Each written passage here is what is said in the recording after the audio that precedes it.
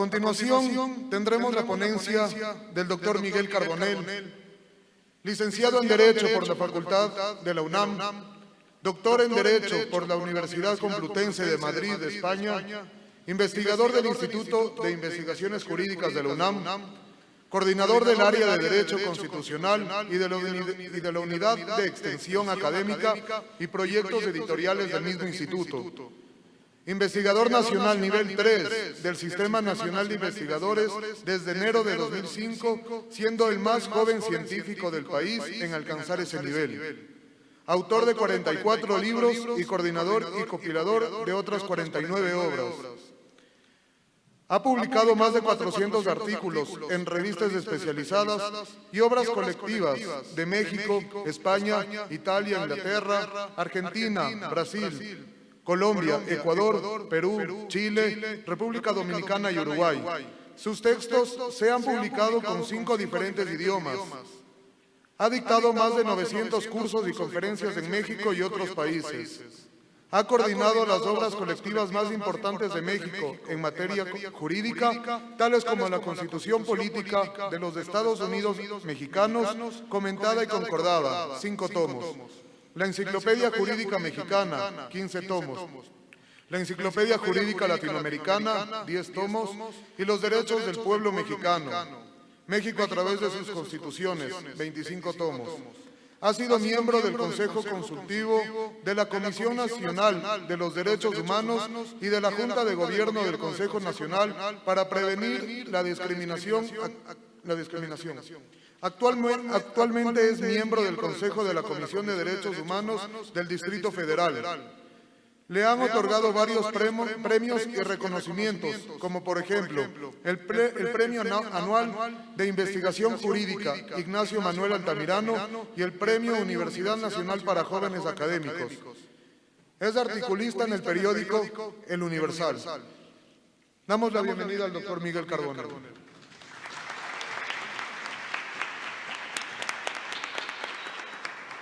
Bueno, pues nuevamente muy buenas tardes a todas y a todos.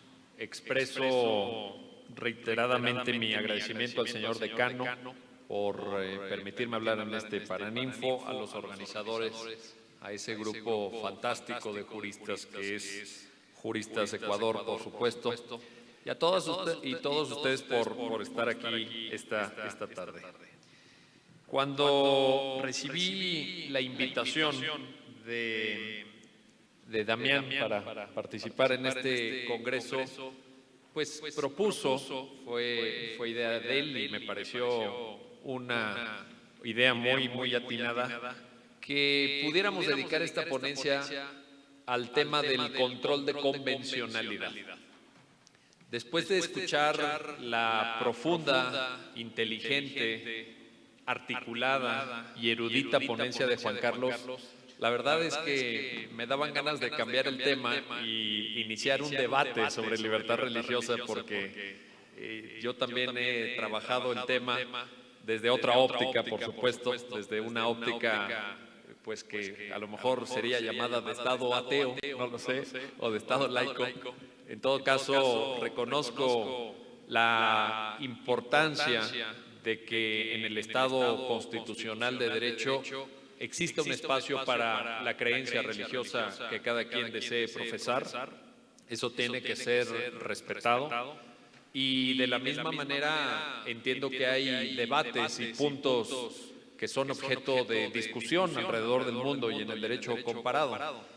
No quiero caer en la tentación de debatir ahora sobre libertad religiosa. Me dan muchísimas ganas. Ojalá organicemos algo para debatir, porque la verdad es que son temas importantes para en la lógica del Estado constitucional. Por ejemplo, ha habido sentencias importantes en aulas, ha habido sentencias importantes de cortes supremas estatales en Estados Unidos que sí han mandado remover monumentos de símbolos religiosos de lugares públicos.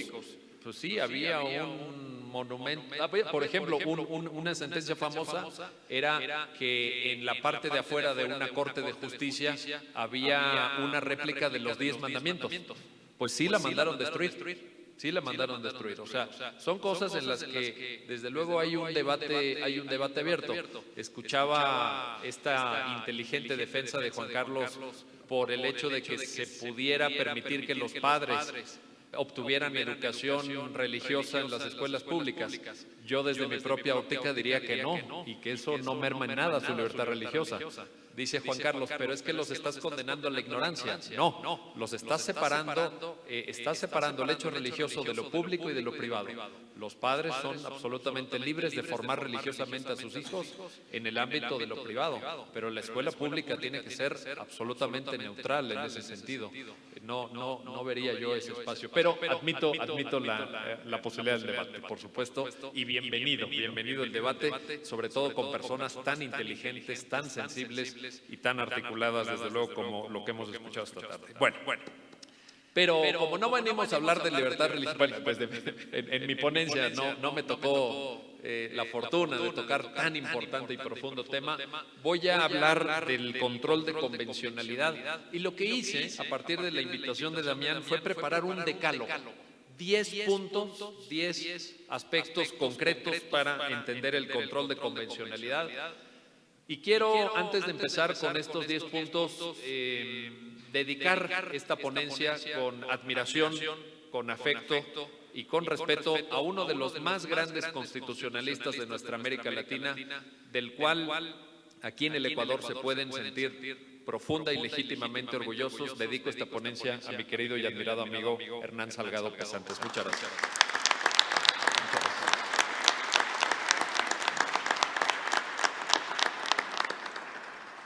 Para mí, Hernán es un modelo de quehacer intelectual, de rigor académico, y es un modelo de vida. 10 puntos. Primero, uno muy obvio, pero que no quiero dejar de mencionar, que creo que tenemos que tomar como punto de partida, que consiste en esto. Los tratados se firman para ser cumplidos. Todos en la carrera, todos cuando nos formamos como abogados, escuchamos de nuestros profesores esta máxima que viene del derecho romano: pacta sunt servanda. Pero el pacta sunt servanda, vale la pena tener claridad en esto, tiene dos distintas vertientes, tiene dos distintas manifestaciones. El pacta sunt servanda tiene una aplicación de matriz civilista. Es decir, cuando uno en el ámbito del derecho civil o del derecho mercantil firma un convenio o firma un contrato, se entiende que lo firma para cumplirlo. Hay una obligación de cumplir los acuerdos de voluntades que en ejercicio de la autonomía de cada persona decide con toda libertad naturalmente celebrar. Esa es una primera vertiente, es un primer significado del pacta sunt servanda. Sin embargo, hay un segundo significado. Hay un segundo significado que es propio del derecho internacional público. Es decir, cuando los estados se comprometen en una suerte de convención o de tratado internacional, llámese como se llame, pero se comprometen internacionalmente, sea con otros estados, sea con organizaciones internacionales, se entiende que también lo hacen para cumplir con esos tratados. El pacta sunt servanda, yo creo que es algo que cualquier reflexión sobre control de convencionalidad tiene que tomar en cuenta, toda vez que me parece que la práctica diplomática en América Latina es, como en muchos aspectos, de una gran retórica, de una gran capacidad retórica, de una gran, digamos, efusión o grandilocuencia discursiva en cuanto a que nos encanta firmar tratados internacionales. Yo les aseguro que la mayor parte de países de América Latina han firmado cuanto tratado internacional de derechos humanos ha salido. Vamos y los firmamos, pero incluso entusiastamente, vaya, incluso con muchas ganas y con ganas de presumir que los firmamos. Pero la pregunta no es esa. La pregunta importante para el tema que hoy nos convoca es la siguiente: ¿y somos igualmente entusiastas para cumplir los tratados? ¿Somos igualmente entusiastas para aplicar los tratados? Y yo creo que la respuesta en el Ecuador, en Brasil probablemente, desde luego en México, en Colombia, es no. O sea, que dejamos a la mitad del pacta sunt servanda. Los tratados sí los firmamos, estamos muy orgullosos de firmarlos, pero luego no somos tan buenos para cumplirlos. Por tanto, hay que recordar esto, hay que recordar. Yo prefiero tener pocos tratados firmados, pero que sean cumplidos a rajatabla, que sean cumplidos a cabalidad, que sean observados hasta sus últimas consecuencias, y no al revés, que firmamos cuanta cosa sale y luego somos muy deficitarios en su aplicación. Este es el primer punto. Segundo punto. ¿Y qué significa cumplir un tratado? ¿De acuerdo? A lo mejor ya en esta brevísima observación del primer punto los convencí, las convencí, y entonces dicen, sí, es verdad, hay que cumplir los tratados entonces, y vamos a poner todo lo que corresponde a la cultura jurídica y a los operadores jurídicos para cumplir los tratados. ¿Cómo? La siguiente pregunta es ¿cómo? Y este es mi segundo punto. Cumplir los tratados significa por lo menos 4 cosas. Hay 4 cosas que debemos hacer para que el pacta sunt servanda en el plano de los tratados internacionales, naturalmente, derechos humanos, tenga efectividad, que son las 4 siguientes cosas. Primero, cuando un país, cuando un Estado firma un tratado internacional en materia de derechos humanos, se obliga a derogar todas aquellas normas que sean contrarias al tratado.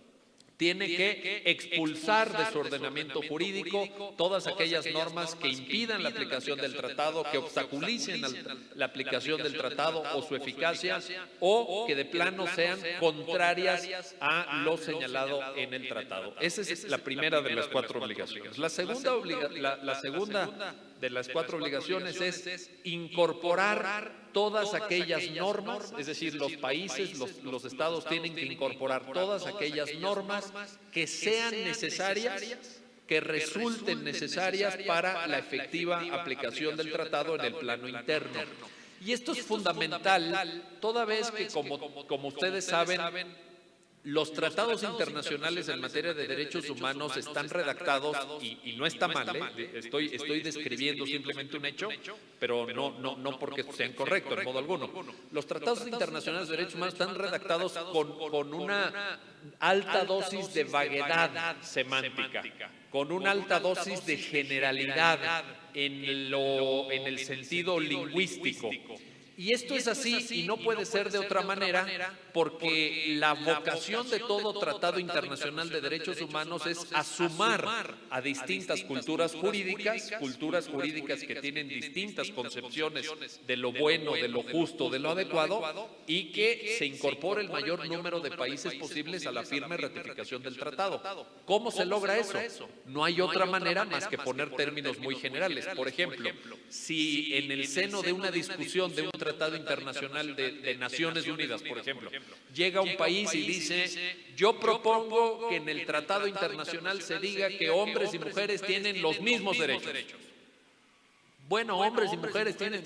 Sí, está bien, probablemente nadie objete, nadie se oponga a esa máxima que parece de elemental justicia, hombres y mujeres los mismos derechos.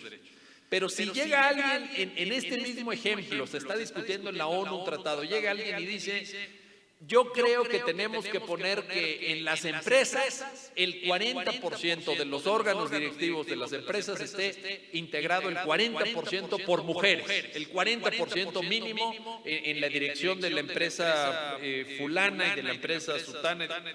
Claro, ahí habrá estados que van a decir, 40, no, mejor 30. Habrá otros que digan, no, mejor 15. Habrá otros que digan, no, libertad de empresa, ¿por qué nos tenemos que meter con eso? Habrá una pluralidad, y entonces, ¿qué va a pasar? Que no se va a generar consenso para que el tratado siga adelante. Por tanto, los tratados internacionales son muy generales y no puede ser de otra manera. Es bueno que sean muy generales. Pero ¿cuál es el deber del Estado signatario, del Estado parte de los tratados? Incorporar todas aquellas normas que nos permitan bajar esta generalidad en el ordenamiento jurídico de cada Estado parte, de tal suerte que contemos con una estructura jurídica, que contemos con un andamiaje normativo que nos permita desde el plano interno y desde la legislación interna aplicar con eficacia el tratado. Tercer deber, tercera obligación de las 4 que voy a mencionar para darle efectividad al pacta sunt servanda en el plano interno, Los estados signatarios de tratados de derechos humanos deben realizar a la firma o en su caso a la entrada en vigor del tratado un diagnóstico de cada uno de los derechos que están previstos en los tratados internacionales. ¿Por qué razón? Porque ese diagnóstico nos suministra la única plataforma posible para saber si se está cumpliendo con el tratado y, sobre todo, si se está observando el principio de progresividad. Como ustedes saben, la Constitución, naturalmente, Colombia lo establece y como muchos tratados internacionales también, el principio de progresividad significa que respecto de los derechos humanos tenemos que ir hacia adelante. Alguna vez en alguno de los libros que me he publicado generosamente de Luis Ceballos lo describí con estas palabras. La de los derechos es una matriz expansiva. Los derechos están llamados a ir poco a poco expandiéndose, poco a poco significando, como dice este jurista alemán Peter Heberle, una frontera moral de la humanidad respecto de la que no se pueden dar pasos atrás. La contracara del principio de progresividad es la prohibición de regresividad. Esto es, si tenemos que ir para adelante, naturalmente, por el principio de progresividad, está prohibido dar pasos hacia atrás. Ahora, la pregunta es esta. La pregunta importante es la siguiente. ¿Cómo vamos a saber si estamos dando pasos hacia adelante y cumpliendo el principio de progresividad? ¿O cómo vamos a saber si estamos incurriendo en regresividad si no sabemos de dónde partimos? ¿Cuál es nuestro punto cero? El punto en el cual para el Ecuador, para México, para Colombia, para Brasil, para Argentina, empieza la vigencia de un derecho previsto en un tratado internacional y tenemos que saber si estamos yendo hacia adelante. Y aquí la pregunta siguiente sería, si están de acuerdo con esto, hay que hacer un diagnóstico. La pregunta siguiente sería cómo hacerlo. ¿Cómo medir los derechos? ¿Cómo saber si los derechos se aplican? Por ejemplo, si yo les dijera, en Ecuador, ¿qué tan eficaz es el derecho a la salud, por ejemplo?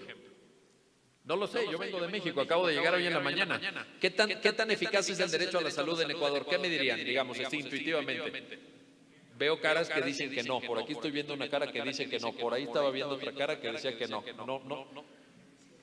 Deficiente, por ahí alguien dice deficiente. Vaya, estamos seguramente, si hiciéramos la misma pregunta en Brasil, la respuesta sería la misma.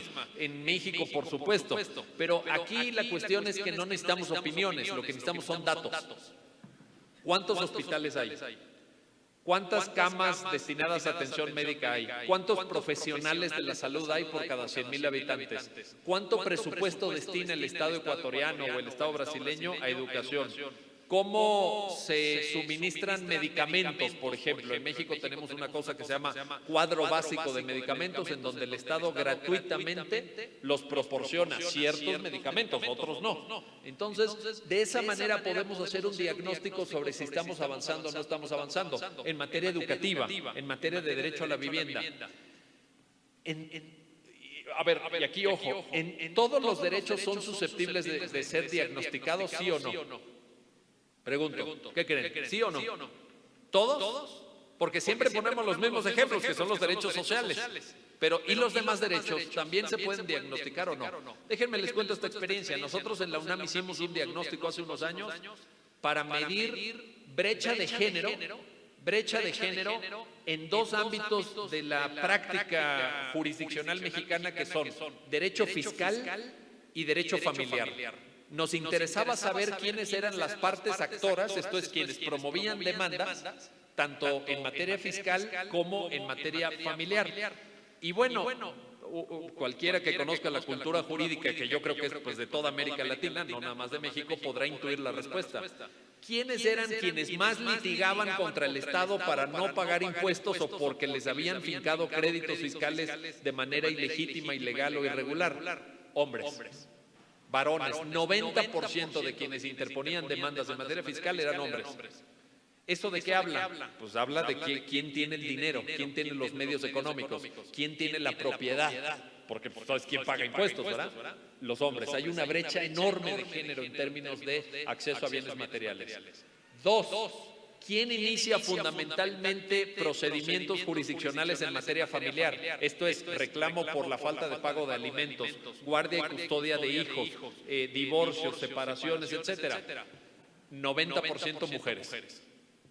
Es decir, la cultura machista, la cultura del hombre desobligado, del varón incumplido en sus relaciones familiares, que se refleja en esta brecha de género en materia de litigio familiar. Bueno, todo esto nos puede dar, por supuesto, todo esto nos puede dar un diagnóstico respecto a cada uno de los derechos. Se puede diagnosticar libertad de expresión, libertad de tránsito, debido proceso legal, derecho de acceso a la justicia, cualquier cosa.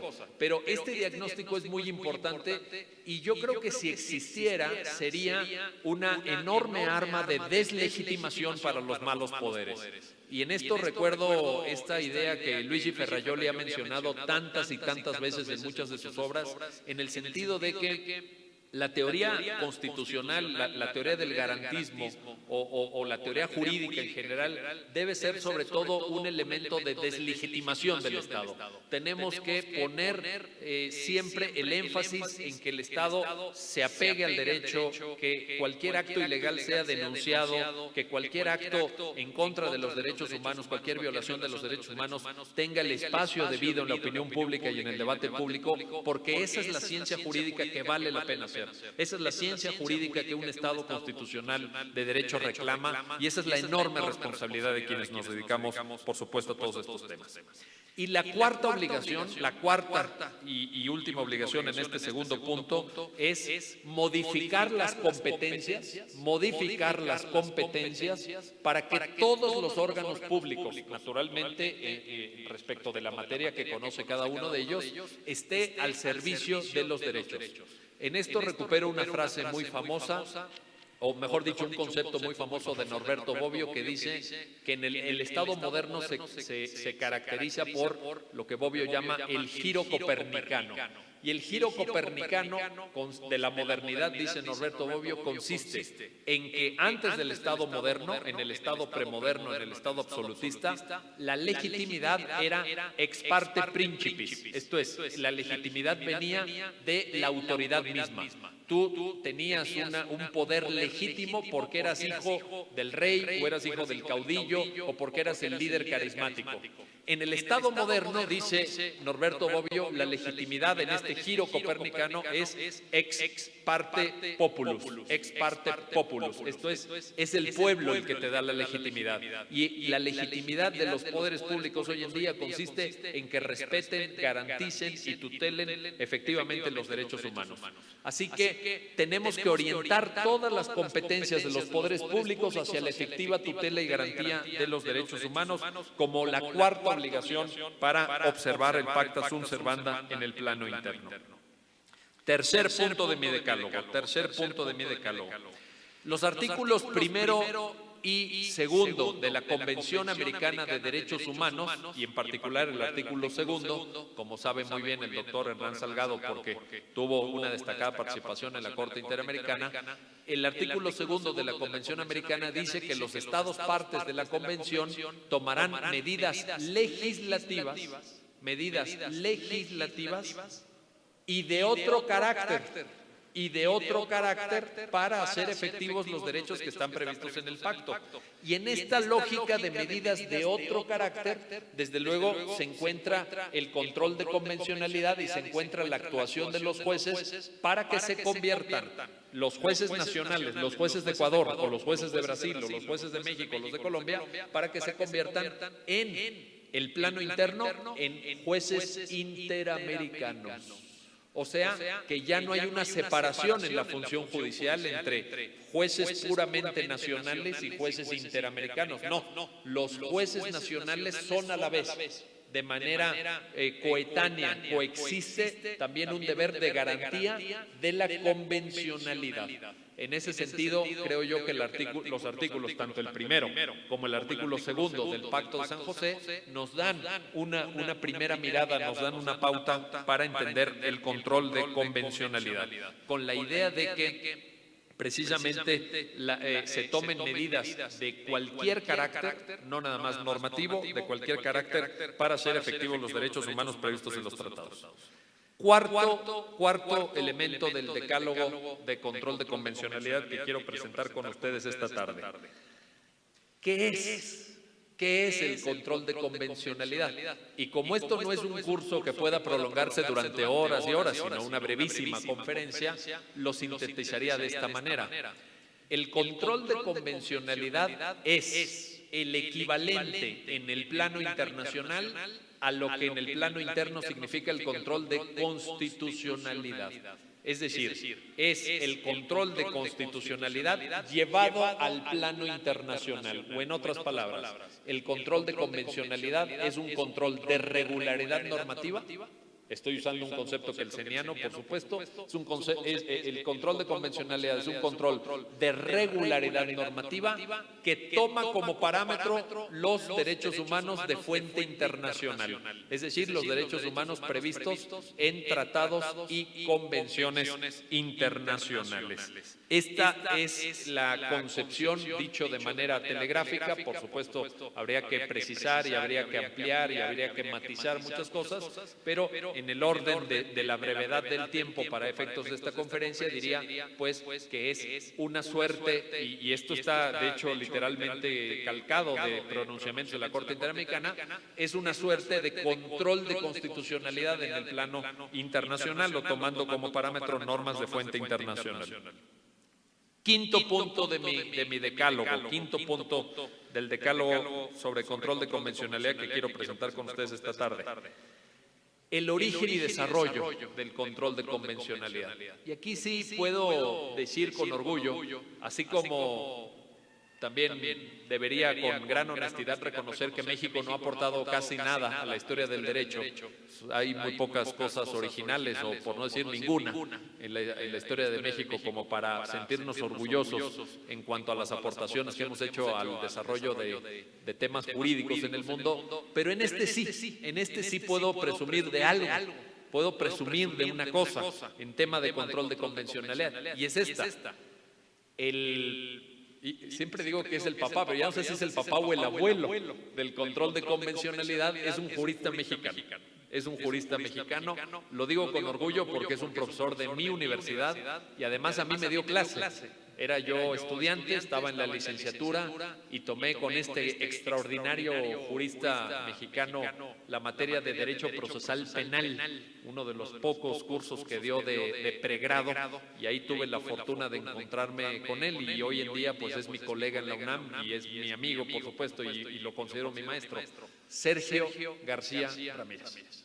Extraordinario jurista latinoamericano, mexicano, que siendo juez de la Corte Interamericana de Derechos Humanos, de la cual fue vicepresidente y presidente en su momento, en un voto particular, fíjense, en un voto particular del asunto Mirna Mac Chang contra Guatemala en el año 2003, por primera vez en ese voto particular, fue en el párrafo 27 concretamente de su voto particular, habló de un control de convencionalidad. Todavía sin un perfil definido, todavía sin saber bien a bien cuáles serían las consecuencias o cuáles serían los perfiles de este control de convencionalidad. Pero ahí está. En el voto particular, el origen, la semilla, digamos, la semilla del control de convencionalidad está en ese voto particular de Sergio García Ramírez, que luego reitera en otro voto particular del 2004 el mismo punto de vista, señalando que se debería de considerar la existencia de un deber de llevar a cabo control de convencionalidad por parte de los estados signatarios del Pacto San José. Y aquí, pues sí tuvo, en esta historia que intento sintetizar y contarles, sí tuvo razón, de nuevo cito a este jurista alemán Peter Heberle, cuando dice Heberle en alguno de sus ensayos, los votos particulares de hoy son la jurisprudencia constitucional del futuro. Y es cierto, porque lo que empieza siendo un punto de vista minoritario, empieza siendo un punto de vista pues de uno de los jueces dentro de un órgano colegiado, pasado el tiempo puede ser adoptado como punto de vista del tribunal. En esta historia del control de convencionalidad, eso sucede 3 años después. Es decir, en septiembre del 2006, el 26 de septiembre del año 2006, la Corte Interamericana de Derechos Humanos resuelve en el caso Almonacid Arellano Almonacid Arellano contra Chile, en el párrafo 124 de esa sentencia, que los estados parte del Pacto de San José están obligados a llevar a cabo control de convencionalidad. Control de convencionalidad. De tal forma que a partir del 2006, a partir de septiembre del 2006, lo que primero fue una postura de un juez mexicano, se convierte en postura del tribunal. Y a partir de ahí empieza toda una vertiente, todo un afluente, una veta jurisprudencial de enorme riqueza, no interrumpida hasta el día de hoy, que suma ya más de 30 sentencias. 30 sentencias reiterando el punto de vista originalmente planteado por Sergio García Ramírez y poco a poco, porque pues no suceden estos grandes cambios de un día para otro, pero poco a poco configurando y delineando lo que hoy entendemos por control de convencionalidad. Y esto ha afectado a casos, primero fue contra Chile, pero luego fue en el caso... en algún caso contra Perú, por supuesto. En 4 de los 8 casos que ha resuelto contra México, se le ha ordenado al Estado mexicano que lleve a cabo control de convencionalidad. Primero en el famoso caso Rosendo Radilla Pacheco contra México.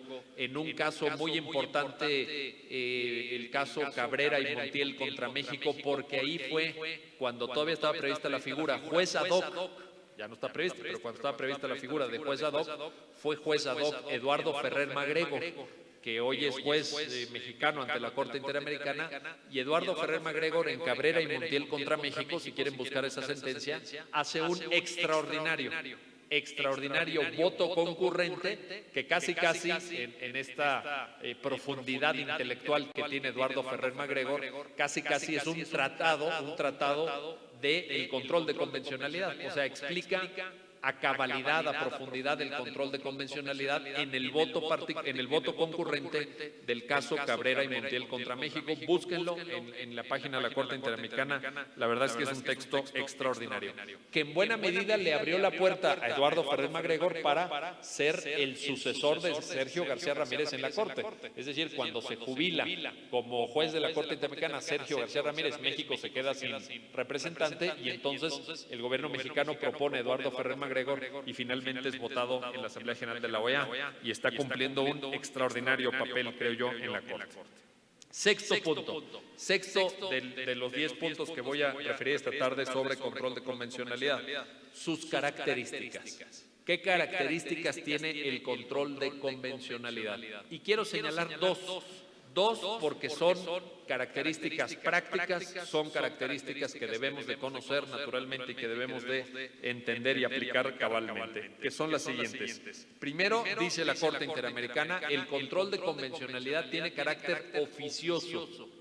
Tiene carácter oficioso, es decir, se tiene que llevar a cabo por parte de las autoridades obligadas, en primer término, esto lo vamos a discutir en uno de los siguientes puntos, en primer término los jueces, aunque los abogados que actúen en el respectivo procedimiento no lo invoquen, aunque los abogados no lo soliciten, sino que es responsabilidad de la propia autoridad de manera oficiosa. ¿Por qué? ¿Cuál es la razón? ¿Cuál es el motivo de este carácter oficioso del control de convencionalidad? El motivo es que la obligación de cumplir los mandatos de un tratado internacional recae en el Estado. El sujeto obligado es el Estado, todo el Estado. Y por tanto esa obligación no puede estar sujeta a que el abogado conozca el control de convencionalidad o sepa qué es el control de convencionalad o se acuerde de solicitar su aplicación en una demanda o en una contestación de demanda. No puede estar este deber del Estado supeditado a que el abogado, por aquí alguien lo decía, a que sea un abogado estudioso, a que sea un abogado que lea, a que sea un abogado que se actualice, a que sea un abogado que sepa hacer su trabajo. La obligación es del Estado y lo tiene que cumplir. Y la verdad es que este carácter oficioso, ya los abogados, los juristas que están aquí presentes y que estarán participando los siguientes días seguramente referirán casos y experiencias propias del Ecuador. Aquí está Agustín Grijalva, por supuesto, aquí está Salim también, por aquí lo veo y lo saludo con afecto como siempre, que son dos eminencias y que seguramente hablarán de estos y de muchos otros temas. Yo no soy experto en jurisprudencia interamericana sobre Ecuador, pero sí les quiero decir esto. En México este carácter oficioso ha dado lugar incluso a paradojas muy llamativas. Por ejemplo, usando el artículo 21 de la Convención Americana, la Suprema Corte de Justicia ha determinado una serie de criterios en materia de prohibición de usura. Prohibición de usura. Para los más jóvenes que están aquí, la usura es el cobro excesivo de intereses. Cobro excesivo de intereses. Y, por ejemplo, en materia de ciertos créditos, tanto los bancos como las casas de préstamo abusan de la gente más necesitada. La gente que en un momento de necesidad económica, en un momento de emergencia, va y pide un dinero prestado y entonces le ponen unos intereses altísimos. La Corte Mexicana ha declarado, eso es inconvencional, viola el artículo 21 del Pacto San José que dice que está prohibida la usura. Bueno, pues ha habido juicios mercantiles, donde el juez detecta una cláusula de intereses abusiva, una cláusula de intereses que configura la usura, y la ha declarado inconvencional y ha modificado la cláusula. Por ejemplo, una cláusula del 10% de interés mensual, esto es un 120% anual. Es usura, se anula la cláusula y se baja a un 4 o un 5% de interés mensual en vez de un 10%. Bueno, ha llegado a pasar que la parte que está obligada a pagar los intereses dice, no, yo sí quiero pagar 10%, está bien, no tengo problema en pagar 10%. Y de todas formas se ha anulado la cláusula. ¿Por qué? Porque es oficioso el control de convencionalidad. Porque el imperio de los derechos previstos en tratados internacionales no está sujeta ni siquiera a la voluntad de las partes que concurren en un juicio. Entonces, este carácter oficioso es algo muy, muy llamativo.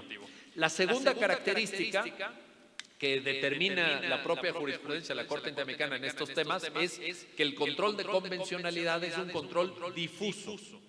Es un control difuso, con lo cual la Corte ya perfila la necesidad de no distinguir, aquí en Ecuador entiendo que no se distingue, pero en México sí se distinguía, en otros países también, entre jurisdicción ordinaria y jurisdicción constitucional, sino que todos tienen que llevar a cabo, todos los jueces, desde los jueces de primera instancia hasta el tribunal más alto del país, tienen que llevar a cabo el control de convencionalidad sin excepción de ningún tipo.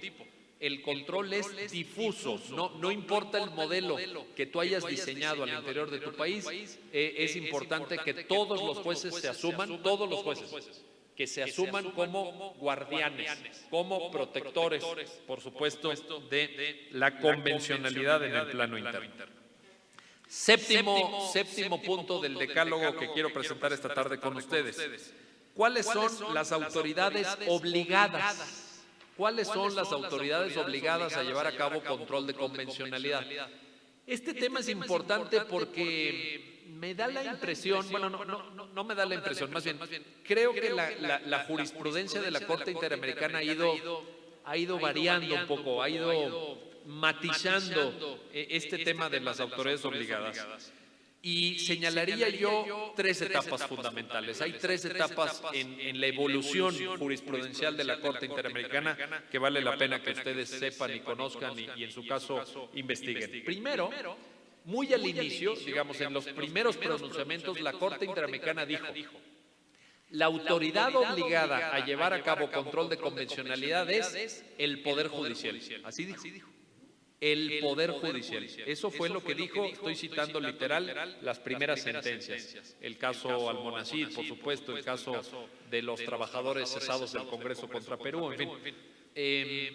En una segunda etapa, fíjense, en una segunda etapa dice Poder Judicial y órganos vinculados a la Administración de Justicia. Ojo, Poder Judicial y órganos vinculados a la Administración de Justicia. Es decir, yo creo que aquí el mensaje de la Corte Interamericana es que hay entidades, vamos a llamarlo así en una forma amplia, hay entidades del Estado parte dentro del Pacto San José que tienen que llevar a cabo también control de convencionalidad, aunque no sean autoridades judiciales. ¿Quiénes? Imagino en lo inmediato, por su obviedad, por la cercanía con la Administración de Justicia, órganos, fiscalías, por ejemplo, fiscalías, órganos que tienen a su cargo la investigación y persecución de los delitos, que son órganos que de alguna forma coadyuvan o participan en un sentido amplio en la Administración de Justicia. Esta es la segunda etapa, órganos vinculados con la Administración de Justicia. Tercera etapa. En el año 2010, es muy reciente, vaya, son escasos 6 años, que en la vida del derecho es nada.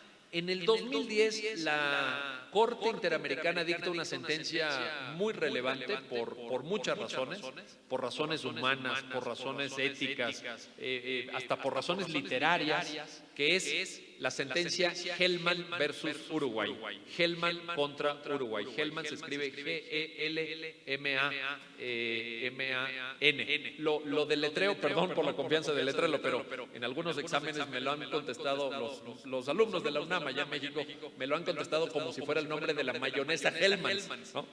No sé si aquí se vende mayonesa Hellman también en el Ecuador, pero la mayonesa Hellman, originaria de Estados Unidos, pues no tiene que ver con este caso, no es un caso de mayonesa contra Uruguay, no, para nada. Es el caso de un poeta, Juan Hellman, que fue víctima de, no él, sino su hijo y su nuera, de desaparición forzada en esa lastimosa operación Cóndor de los años 70 de las dictaduras del Cono Sur, y pues toda su vida Juan Hellman luchó toda su vida por encontrar a quien suponía que había nacido en cautiverio, su nieta o nieto, no lo sabía. Al final le encontró 2 años antes de morir, era su nieta, de nombre Macarena Hellman. ¿Se dictó aquí? Ah, qué bien. Pero es el caso Hellman contra Uruguay, ¿verdad? Pero bueno, para efectos de control de convencional, lo que quiero decirles es esto. Si ustedes leen Hellman, si ustedes leen el caso Hellman, ven ahí un giro muy importante que lo dio la Corte Interamericana y no sabemos a dónde nos va a llevar. Es el siguiente, fíjense. Dice la Corte Interamericana en Hellman: quienes están obligados a ejercer control de convencionalidad son todas las autoridades. Todas las autoridades y no solamente el Poder Judicial. Caray, fíjense nada más qué importante. Fíjense nada más qué cambio en el alcance del deber de llevar a cabo control de convencionalidad. Yo quiero en esta tarde, y lo digo con enorme transparencia, y quiero en esto ser muy sincero, perdonen, pero quiero simplemente apuntar lo que dijo la sentencia. Y permítanme que no saque mayores conclusiones. Permítanme que no diga más sobre el tema, porque he conversado con varios jueces, con exjueces y con jueces actuales de la Corte Interamericana, y les he preguntado en conversatorios públicos y les he preguntado en privado, porque alguno de ellos es mi amigo. Le he dicho, oye, ¿y esto cómo se debe de entender? ¿Esto cómo se debe de leer? Porque si dices en la sentencia que toda autoridad debe llevar a cabo control de convencionalidad, estás hablando también del policía de la esquina que está vigilando el tránsito aquí afuera en el semáforo. Estás hablando del presidente municipal de una entidad pequeña. Estás hablando de cualquier nivel de funcionario. Todas las autoridades. ¿Esto cómo se debe de entender? ¿Cómo se debe de leer? Y la verdad es que con los jueces con los que he conversado este tema tienen, al igual que todos nosotros, muchas dudas. No saben bien a bien qué alcance le deben dar, sobre todo en el ámbito de la administración pública, porque el caso Hellman lo pone a raíz de un debate que hubo sobre si el Poder Legislativo tenía que hacer control de convencionalidad. Pero ¿qué pasa con la administración pública? Ese es un tema que está abierto. En todo caso, así está la línea jurisprudencial. Primero, Poder Judicial. Segundo, jueces y órganos vinculados a la Administración de Justicia. Tercero, toda autoridad, a partir del caso Hellman versus Uruguay. Octava cuestión del decálogo de control de convencionalidad que quiero presentar esta tarde. Yo creo que a partir de toda esta doctrina jurisprudencial de la Corte Interamericana, de lo de Sergio García Ramírez, del voto particular de Eduardo Ferrer, de los más de 30 casos en donde la Corte ha aplicado control de convencionalidad, podemos convenir en que en todos los países, independientemente de lo que digan nuestras constituciones, en lo particular, desde luego una de las mejores de todo el subcontinente, pues es la ecuatoriana del 2008, que por ahí decía Damián, que a lo mejor viene una nueva constitución. Bueno, yo no soy nadie para meterme en el debate constitucional del Ecuador, pero yo digo que la que tienen del 2008, vaya, tiene sus defectos. Yo sé que hay gente que ha criticado mucho, pero pues es una buena constitución, vaya, tiene puntos a discutir, seguramente se puede mejorar. Hay por ahí estructuras del poder público que a lo mejor no son las más idóneas, pero no es un mal texto constitucional, ¿eh? Yo aquí sí diría, abonaría por la estabilidad, abonaría por la historia. También esto de, como decía Damián, de cambiar de constitución cada 10 años, tampoco en términos de derecho comparado es una experiencia muy defendible, creo yo. Pero bueno, eso es algo que ustedes tienen que discutir y no hace falta que nadie venga de México a decírselos, porque ustedes son los que saben sobre este punto. Ahora, lo que quiero decir es esto, en este octavo punto.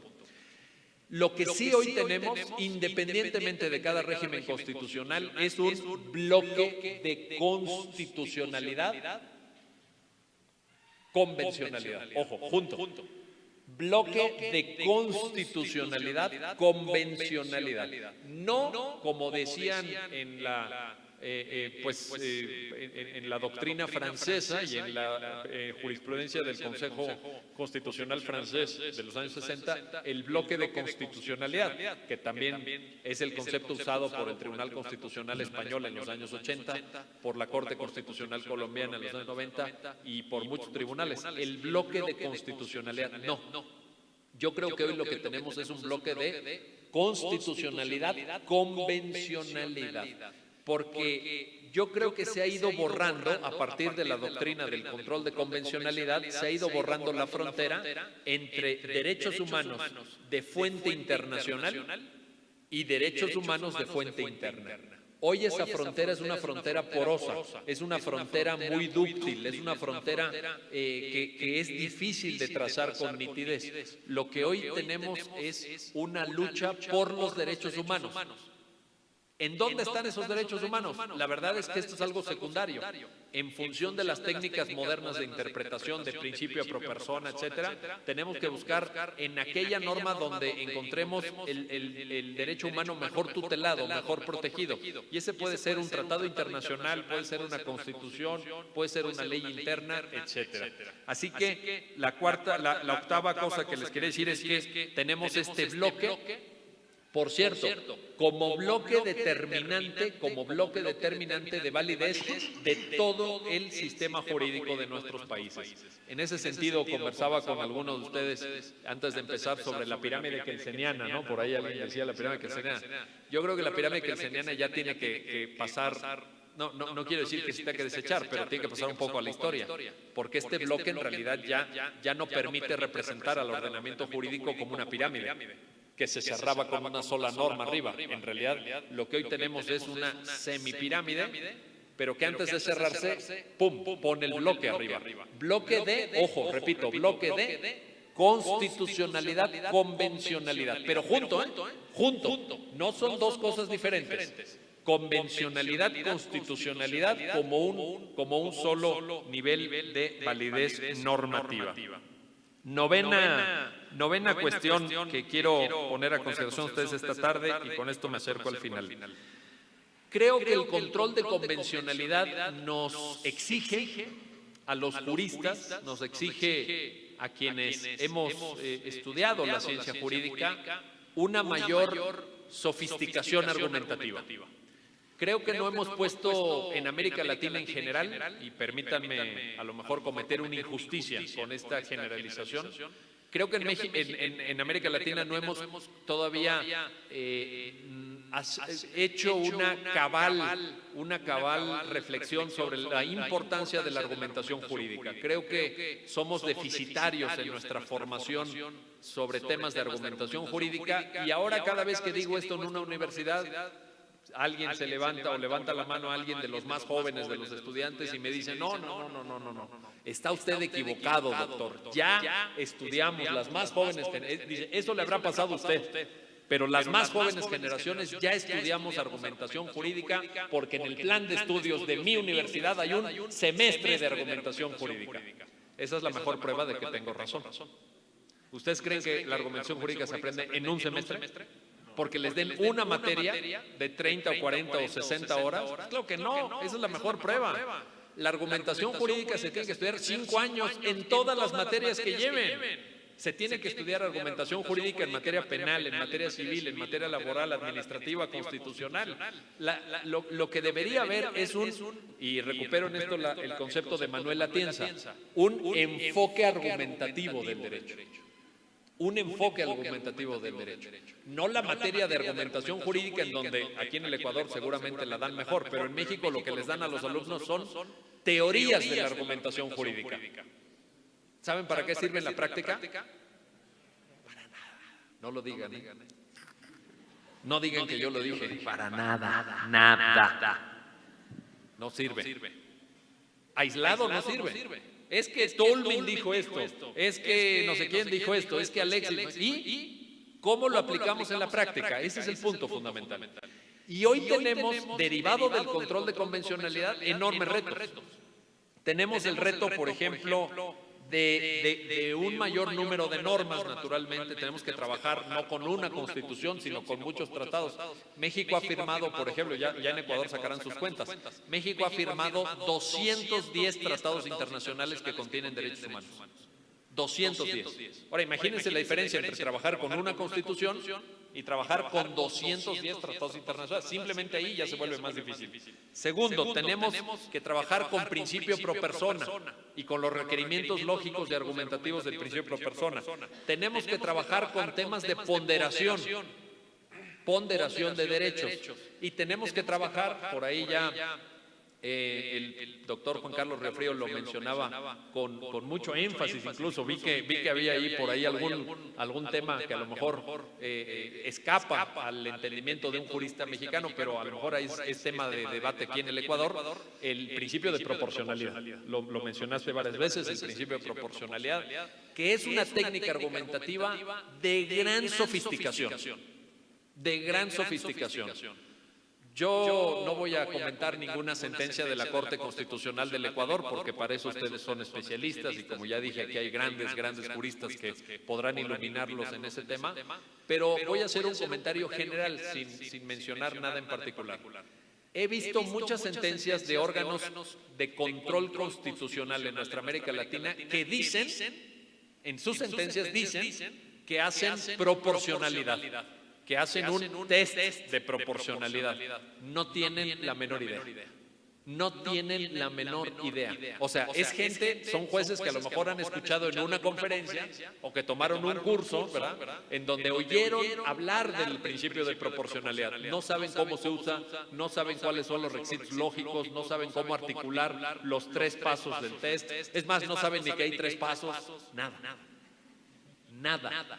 Esto es una perversión argumentativa. Esto es una falla argumentativa fundamental en la que tenemos que reparar. Realmente, tanto ponderación como proporcionalidad son 2 operaciones argumentativas de altísimo nivel, de altísima sofisticación cuando se hacen bien. Cuando se hacen mal es una línea en una sentencia. Es decir, yo ponderé y el resultado es este. Lo dicen muchos jueces. Pero eso no es una ponderación. Eso es una falsificación, eso es un engaño, eso es una mentira absoluta. Entonces, creo que estamos convocados, todas y todos nosotros, a hacernos cargo de que hoy se nos exige a los juristas, como consecuencia del control de convencionalidad, que seamos más rigurosos en temas argumentativos.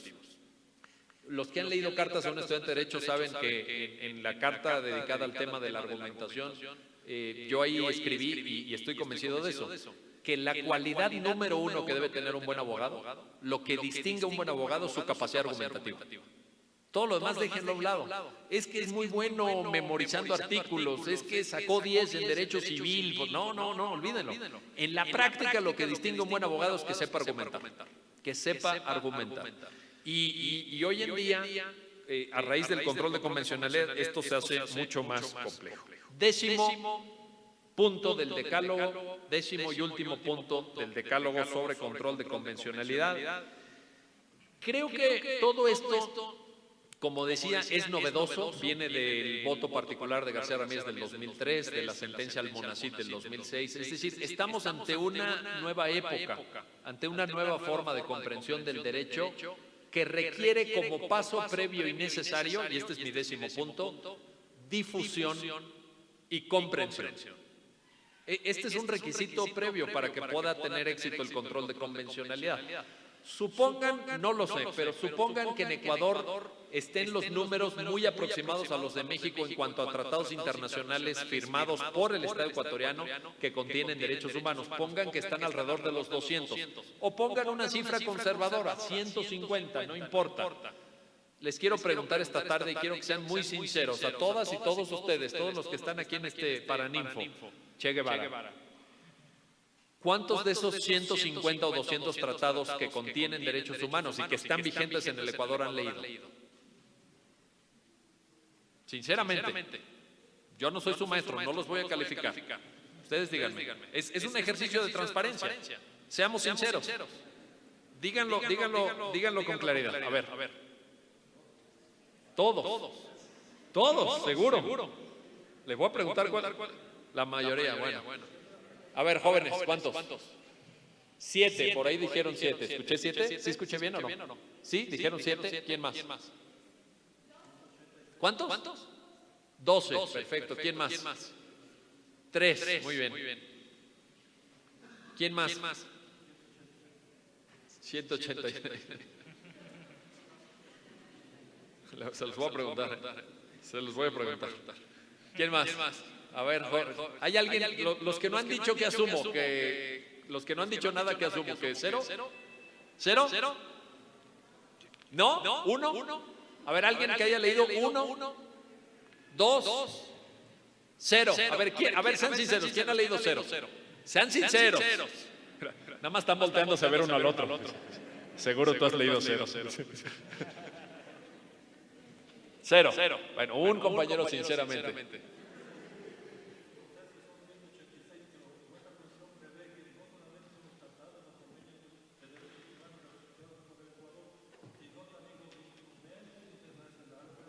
Sin duda. No, eso sí, lo entiendo. Pero el punto es esto, ¿sí? Si son 180 o son 200, no importa.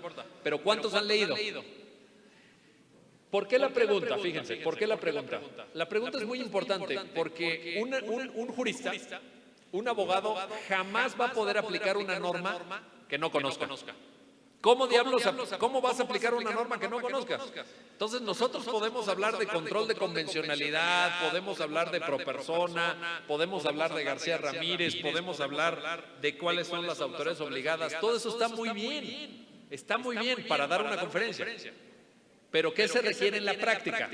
Que conozcamos el parámetro a partir del cual vamos a poder aplicar el control de convencionalidad. Una segunda pregunta, pero ya esta es la última para que no se sientan incómodos. ¿Cómo andamos en temas de jurisprudencia interamericana? ¿Cuántas sentencias han leído de la Corte Interamericana de Derechos? Sean sinceros, no me digan ahorita que 300. Sinceramente, ¿cuántas? De 12 a 15, seguro. ¿Quién más? 5. ¿Quién más? 10. ¿Cuántas? Una. Muy bien. ¿Usted? Allá 3, allá dijeron 3, allá atrás. ¿Usted, compañera, qué dijo también? ¿3? ¿Se sumó? ¿3 también? 3 y 3, o sea, bueno, 3 y 3. Van sumándose, ¿no? ¿Quién más? A ver. ¿Cuántas? ¿De 15 a 20? ¿De 15 a 20? Bueno, está bien. Claro, por supuesto. A ver, el punto es este. Naturalmente, sentencias de la Corte Interamericana hay más de 200. Entonces, yo creo que ahí tenemos un universo por descubrir. ¿Cómo vamos a aplicar parámetros de control de convencionalidad? ¿Cómo vamos a aplicar los criterios de la Corte Interamericana si no los conocemos? Entonces, el 10º reto, el 10º punto, que es un reto, es un desafío, es que necesitamos difundir. Necesitamos difundir el control de convencionalidad, necesitamos conocer el parámetro de convencionalidad para poder aplicarlo cabalmente. Con esto termino, les agradezco muchísimo su atención y la oportunidad de estar aquí esta tarde. Muchas gracias.